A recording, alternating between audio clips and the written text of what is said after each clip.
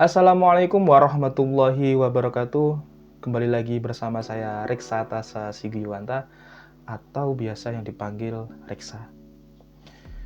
Oke teman-teman, kali ini kita akan membahas mengenai komponen-komponen daripada sekolah yang efektif. Baik, kita ketahui bahwa sekolah itu merupakan sebuah lembaga atau unit terkecil daripada lembaga pendidikan yang memang berhubungan langsung dengan masyarakat.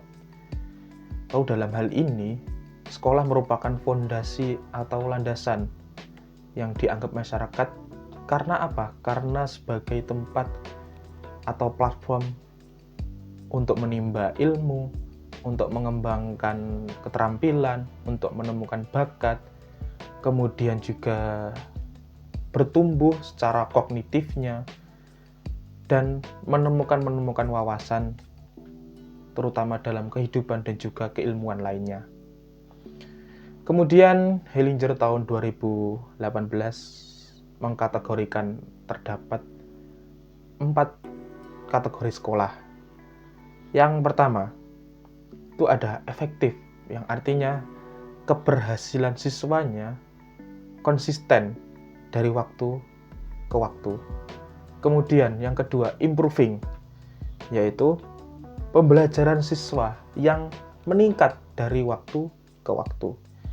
Yang ketiga, costing, yang artinya kinerja siswa moderat atau perubahannya secara sedikit demi sedikit. Dan yang terakhir, yang keempat, adalah ineffective, yang artinya prestasi siswanya buruk atau stuck atau bahkan menurun dari waktu ke waktu. Nah, dari keempat kelompok tersebut, tentunya yang paling diharapkan dan menjadi isu yang paling berkembang di kalangan keilmuan pendidikan, ya jelas, tentunya adalah sekolah yang efektif. Jika secara sederhana, sekolah efektif itu adalah sekolah yang dapat mencapai tujuannya atau dapat memenuhi kebutuhan siswanya. Tentunya sekolah efektif itu mempunyai banyak gagasan atau banyak ide-ide atau bahkan juga banyak komponen-komponen yang menjadikan faktor, menjadikan kunci sekolah itu dapat dikatakan sebagai sekolah yang efektif. Menurut Lezote tahun 2011 terdapat 7 elemen atau 7 komponen yang menjadikan sekolah itu menjadi efektif.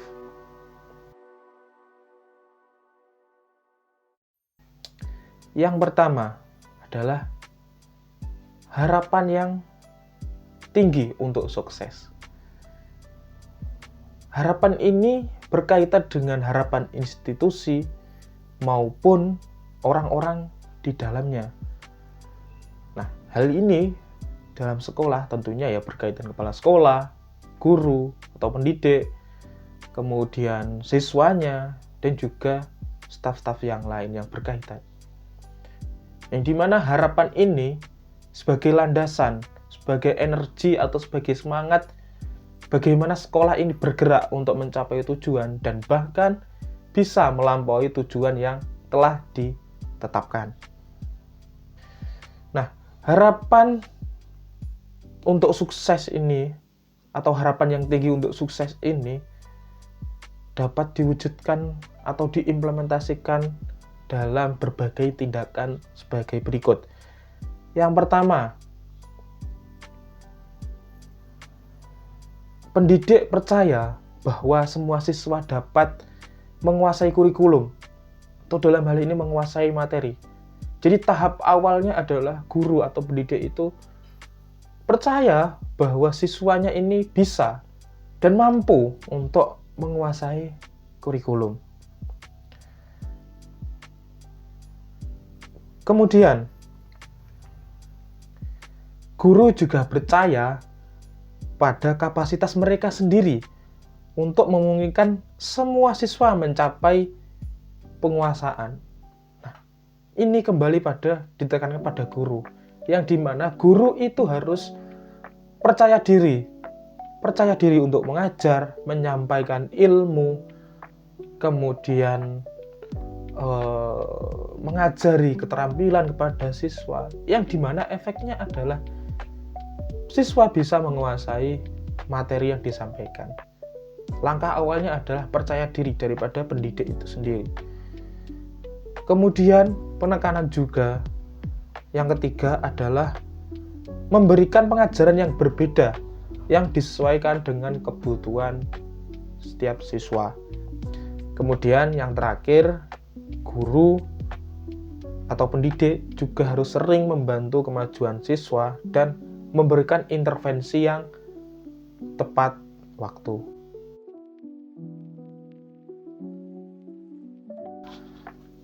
Oke, kita lanjut pada komponen yang kedua. Komponen yang kedua adalah pemimpinan instruksional yang kuat. Salah satu tanda kepemimpinan instruksional yang efektif adalah adanya visi dan otoritas yang jelas. Jadi visi ini mau dibawa kemana, otoritasnya seperti apa. Yang dimana visi ini digunakan untuk memandu sekolah mencapai tujuan yang telah ditetapkan. Kemudian pemimpin sekolah yang efektif itu juga mereka yang memiliki visi yang jelas mengenai pembelajaran, pengajaran, dan tentunya dapat mengalokasikan sumber dayanya secara efektif dan menumbuhkan budaya organisasi yang kolaboratif dan juga suportif. Pemimpin yang efektif juga ditunjukkan dengan kemampuannya atau kualitasnya berkaitan dengan ketangguhan, kemampuan beradaptasi, kemudian pengambilan keputusan, dan tidak lupa adalah juga menginspirasi atau memotivasi staf. Dan salah satu hal yang penting adalah pemimpin yang efektif juga melibatkan guru dalam pengambilan keputusan untuk melangkah atau berproses dalam mencapai tujuan sekolah.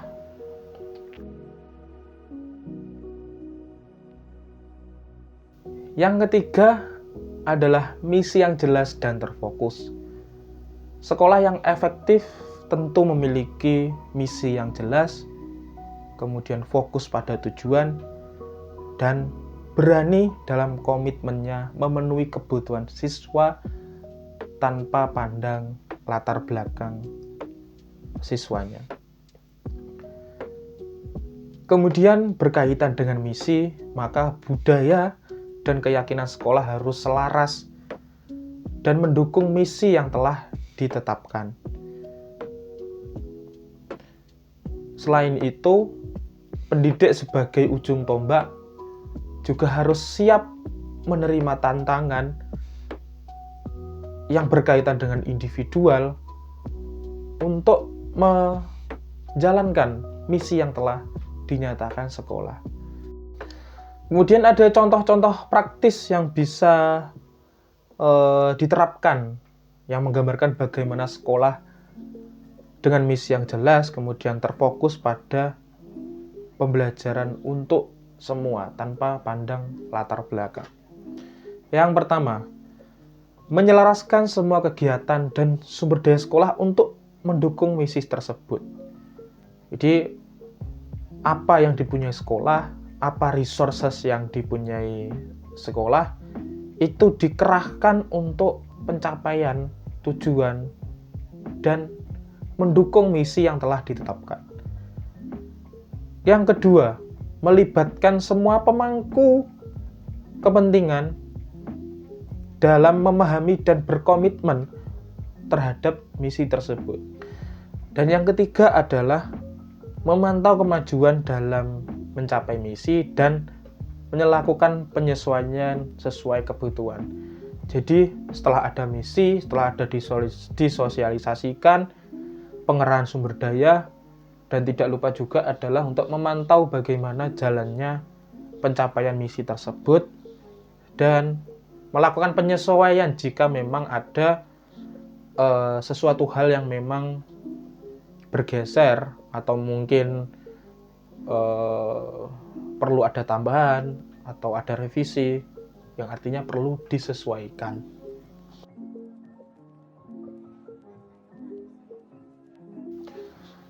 Kemudian yang keempat adalah kesempatan untuk belajar dan waktu untuk mengerjakan tugas. Nah, ya ini berkaitan dengan siswa ya. Ini kesempatan belajar itu berkaitan dengan bagaimana setiap kondisi siswa dapat mengakses materi atau kurikulum dan bisa terlibat dalam pembelajaran yang bermakna. Nah, ini berkaitan dengan aksesibilitas dan bagaimana pembelajaran itu bisa membekas atau bisa sampai dan berarti bagi sebuah pembelajaran siswa itu sendiri. Kemudian tidak kalah penting juga adalah pertimbangan waktu terhadap jam belajar siswa. Jadi tidak boleh terlalu diforsir dan juga tidak boleh terlalu dibebaskan. Nah, ini tergantung bagaimana sekolah mengidentifikasi bagaimana jam pelajaran yang cocok untuk siswa. Terdapat beberapa strategi untuk mengimplementasikan kesempatan belajar atau aksesibilitas belajar secara efektif dan memaksimalkan waktu untuk mengerjakan tugas juga. Yang pertama, membuat jadwal terstruktur yang memprioritaskan waktu pembelajaran. Kemudian yang kedua, memanfaatkan penilaian untuk mengidentifikasi dan mengatasi kesenjangan. Kemudian yang ketiga adalah menyediakan pengembangan profesional bagi guru untuk meningkatkan praktik pengajaran.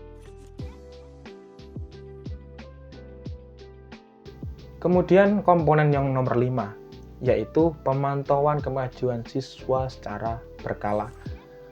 Pemantauan kemajuan siswa ini berkaitan dengan penilaian secara terstruktur, tersistematis, dan juga berkelanjutan, di mana implikasinya adalah menginformasikan bagaimana instruksi yang akan datang dan juga untuk mendukung pembelajaran selanjutnya. Tentunya sistem pemantauan yang efektif akan menyediakan data, kemudian waktu yang sangat berguna untuk menyusun strategi pengajaran. Kemudian tidak lupa juga setelah ada penilaian, maka ada yang namanya umpan balik. Sehingga umpan balik ini adalah diimplikasikan untuk kinerja selanjutnya. Ada pembenahan, ada evaluasi, ada feedback, kemudian ada revisi dan sebagainya, yang tentunya tujuannya adalah untuk lebih meningkatkan kualitas pembelajaran, untuk meningkatkan pemahaman daripada siswa itu sendiri.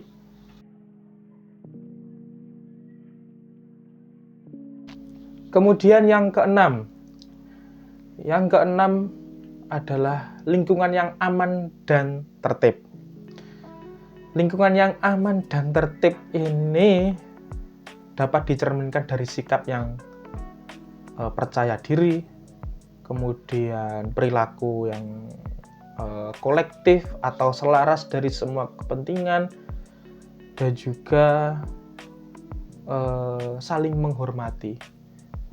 Jadi hal ini tidak hanya berkaitan dengan safety yang secara fisik ya atau lingkungan, tapi juga tentang emosional, kemudian sikap dan juga perilaku. Yang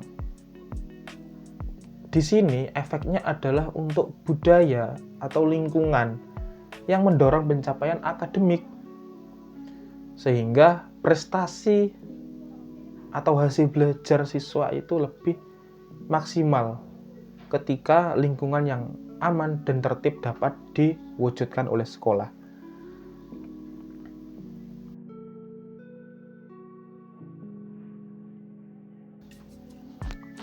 Kemudian yang terakhir, nomor 7 adalah hubungan positif antara rumah dan sekolah.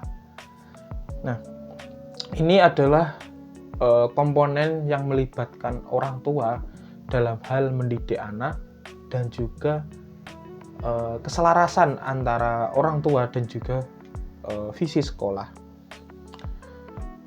Tentu keterlibatan orang tua ini berkaitan dengan peningkatan prestasi siswa, kemudian tingkat kehadiran, dan juga keterampilan sosial.